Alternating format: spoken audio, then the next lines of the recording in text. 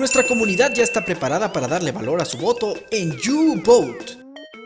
El Chicharito ha recuperado su olfato goleador y empieza a emerger de su tan mala racha. Así que nuestra comunidad opina que es momento de que cambie de equipo y aproveche el segundo aire de su carrera.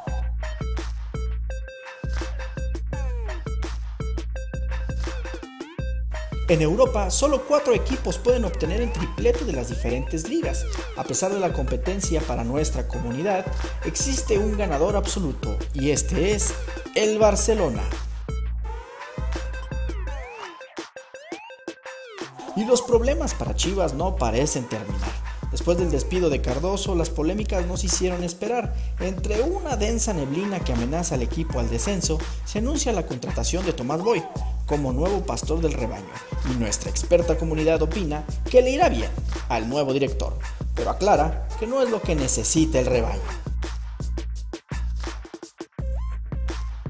Porque no solo es importante lo que sucede en el mundo, sino también lo que tú piensas. Participa todos los días en el community de Telemundo Deportes en YouTube y dale forma a lo mejor de YouVote.